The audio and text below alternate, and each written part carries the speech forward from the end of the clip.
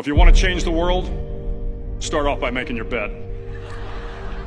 If you make your bed every morning, you will have accomplished the first task of the day.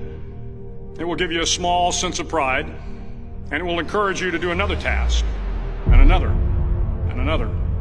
And by the end of the day, that one task completed will have turned into many tasks completed.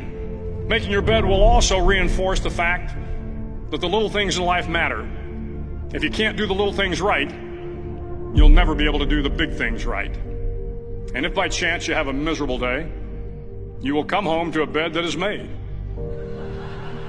that you made. And a made bed gives you encouragement that tomorrow will be better. To pass SEAL training, there are a series of long swims that must be completed. One is the night swim. Before the swim, the instructors joyfully brief the students on all the species of sharks that inhabit the waters off San Clemente. They assure you, however, that no student has ever been eaten by a shark, at least not that they can remember. But you are also taught that if a shark begins to circle your position, stand your ground. Do not swim away. Do not act afraid. And if the shark, hungry for a midnight snack, darts towards you, then summons up all your strength and punch him in the snout, and he will turn and swim away. There are a lot of sharks in the world. If you hope to complete the swim, you will have to deal with them. So if you want to change the world, don't back down from the sharks. Over a few weeks of difficult training, my SEAL class, which started with 150 men, was down to just 42. There were now 6 boat crews of 7 men each. I was in the boat with the tall guys, but the best boat crew we had was made up of the little guys, the Munchkin crew, we called them. No one was over 5'5". The Munchkin boat crew had 1 American Indian, 1 African American, 1 Polish American, 1 Greek American, 1 Italian American, and 2 tough kids from the Midwest. They out-paddled, outran, and outswam all the other boat crews. The big men in the other boat crews would always make good-natured fun of the tiny little flippers the Munchkins put on their tiny little feet prior to every swim. But somehow these little guys from every corner of the nation and the world always had the last laugh, swimming faster than everyone and reaching the shore long before the rest of us. SEAL training was a great equalizer. Nothing mattered but your will to succeed, not your color, not your ethnic background, not your education, not your social status. If you want to change the world, measure a person by the size of their heart, not by the size of their flippers. The 9th week of training is referred to as Hell Week. It is 6 days of no sleep, constant physical and mental harassment, and 1 special day at the Mud Flats.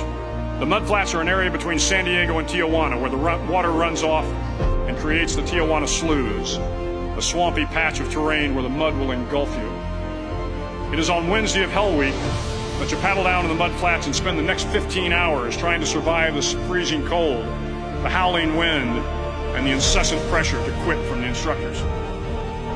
As the sun began to set that Wednesday evening, my training class, having committed some egregious infraction of the rules, was ordered into the mud. The mud consumed each man till there was nothing visible but our heads. The instructors told us we could leave the mud if only 5 men would quit. Only 5 men, just 5 men, and we could get out of the oppressive cold. Looking around the mud flat, it was apparent that some students were about to give up. It was still over 8 hours till the sun came up. 8 more hours of bone-chilling cold. The chattering teeth and the shivering moans of the trainees were so loud, it was hard to hear anything. And then one voice began to echo through the night.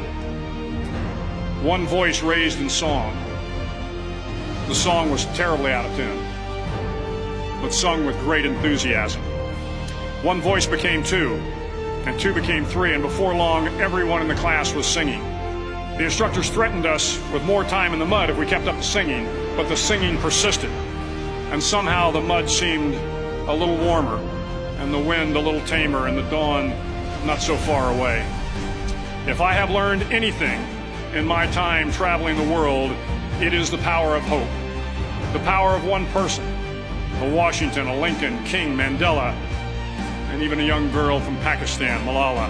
One person can change the world by giving people hope. So if you want to change the world, start each day with a task completed. Find someone to help you through life. Respect everyone. Know that life is not fair and that you will fail often.